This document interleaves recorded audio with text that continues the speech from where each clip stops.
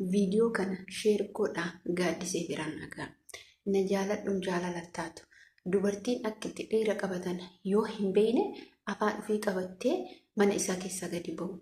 Kabajaan mana isaatti dhuftee abdiin najjeessu hedaa akka gumaa kiyya namni nyaatu maatii kiyya yoo najjeesellee isaa yoo na dhiisellee isaa. Addee tiyya intala aqlii qabdu qalbii qabdu yoo taate dubartiin miiqatu biyyoota Ameerikaa taa'ee abdii hawaa jira. Dhiira akka abdii hin argatan. Ofii keetii amala hin qabaanne nutu amala sitti godha. Sitti barreessa sin ga'u.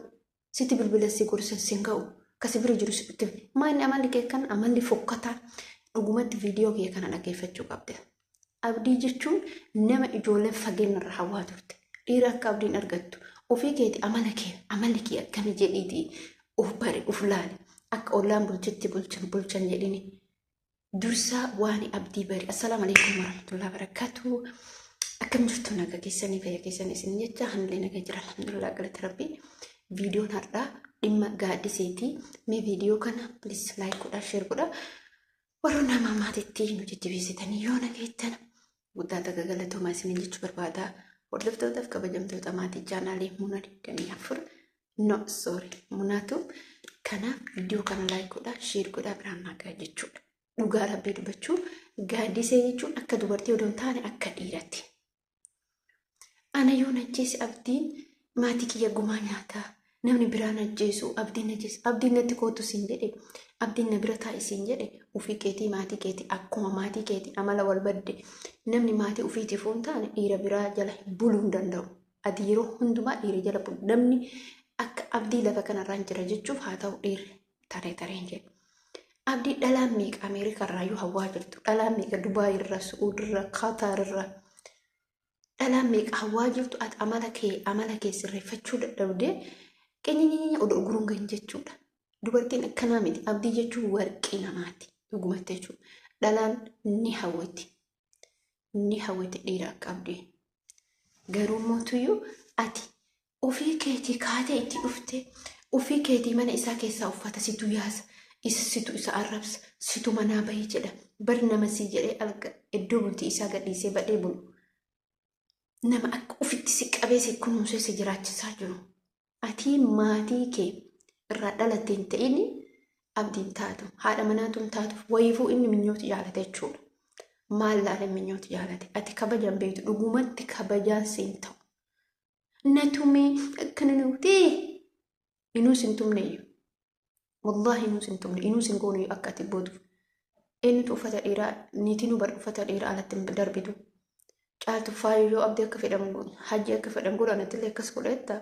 Billaalee yaadi. Daa'imummaa hanga sundaan qabdu. Dubartii waggaa 12 waggaa 10 hin heerumti. Ijoollee Oromoo taate bultii sirnaan akka qabattu hedduutu jira. Ati waan quufatte guddatteef wanna teettee tumaan nyaattuuf wanna akkaataa jaalalama hin beektu. Bayi amala kee sirreeffadhu. Deemi dalagadhu ijoollee mana arabaa dalaydutti. Maal abdirra teettee abdii mataa gubda. Yaa akkana namni abdiin bari siif jecha arrabsama yeroo dura ati akkana dalagin maaliif jedhan sababa keetii jechuudha.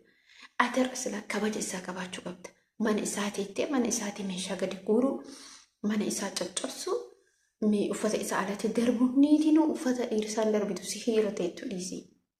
Ati bakka bar musaafirummaa irra teetta. Gurra qabee qasitti inuu sin tumneeyyu. Sitti xiqqeessee waan akka kiyyaatti jechuudha.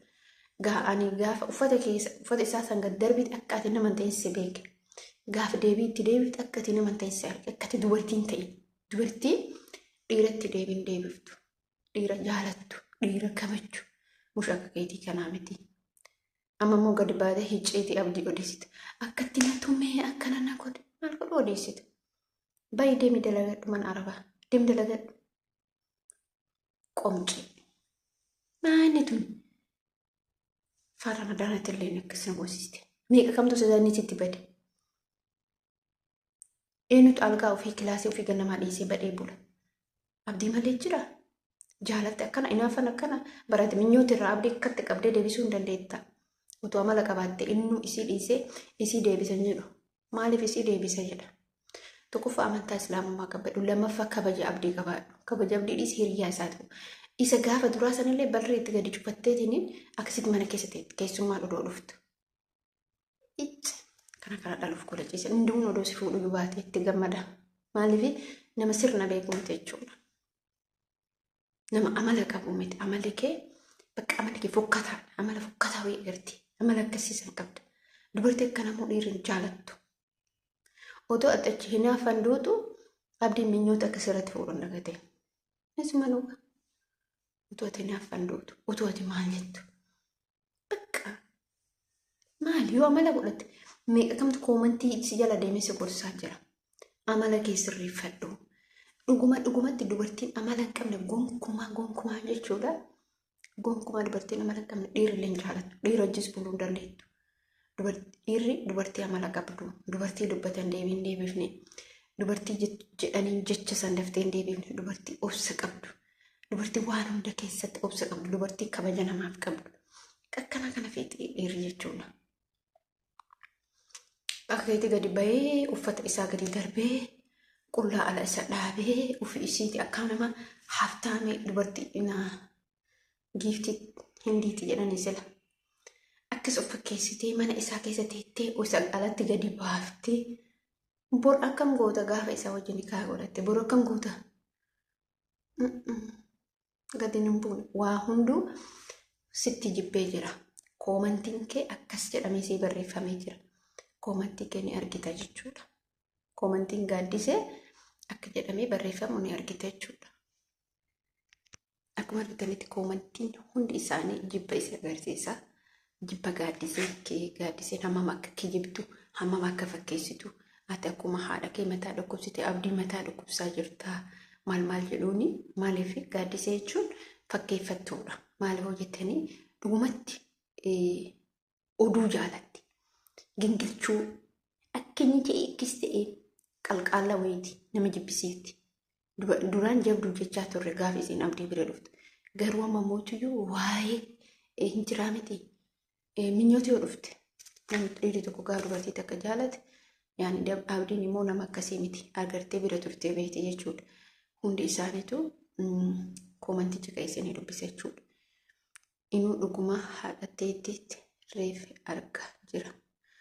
Dhugaa haadha teetii reefi argaa jira. Ati aadaa dhakeellee akkuma mataa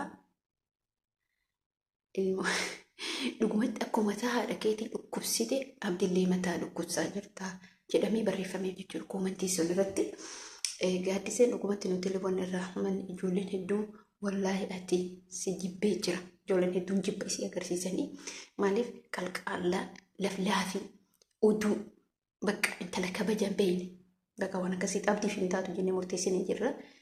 Ati dubbi ati abdiifuu hin taatu baalagee laala jecha kana dura afaan kiyyaa ture.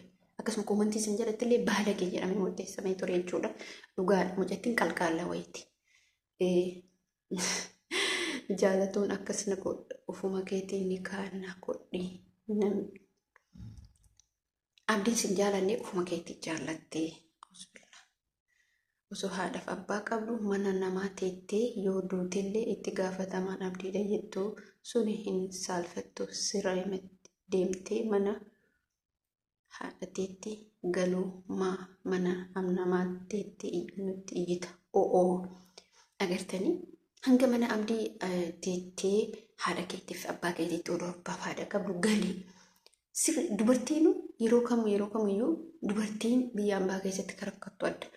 Isheen immoo utuu haadhaaf abbaa qabdu badhee teettee mana namaa teettee namaaf himsu innumaa hin da'uun akkuma abdii mataa nyaattee maatillee mataa nyaattee mucaa dursaa jedhamullee akkasuma lolaa turanii. Mee habibtii tiyya dhiifama wajjin ati abbaa fi haadha kee gattee mana namaa dhiirattaatee immoo sammuu kee of gaafadhu. Sammuu kee of gaafadhu gaaddise. Dhugumatti wantoonni akkanaa kun baay'ee tokkotti koomantiin sun irratti isin jibbisiisa jechuudha. Maaliif dhugaa rabbii dubbachuu kuni waan fokkataadha. Mana namaa ta'anii yoo abdiin najees itti gaafatamaan abdii ofiitii yookiin uffanniftee yookiin immoo elektirikii qabattee abdiin najeessa jechuu itti Tariin talli tun gumaa maatii si akka barbaadus ta'uu danda'a. Hedduun jira gurbaan gaafa haadha manaa si godhatu si qalaayu. Dhugaadha haasi qalooyyotti abshir jedha tokko tokko. Kijibaa irra guddata. Komantii isaanii jalatti kijibaatu guddata jechuudha. Gaaddisa dhibbumaa dhibbatti ni kijibti. Siisa ta'e dubbii dhugaasa ta'e ni kijibti. Maaliif yoo jettanii gaaddiseen uumamumaaf iyyuu kijibaaf uumamuun ooltu. Ittillee murteessinu garuu intala bultii qabattu keessallee otoo hin taane isa gadaantudha. Fakkeenyaaf akka caaltuun fa'aa caaltuun hajji goote booda baay'ee balbala caaltuun gaafa dubartii isin lammaffaa duratti isin eegalee dubartiin akkanaa dheeraa hin taatu. Murteessee jira murtii mata kee. Kanaaf amma viidiyoo biraatti walitti deemnutti. Assalaamu alaikum warahmatullaahi.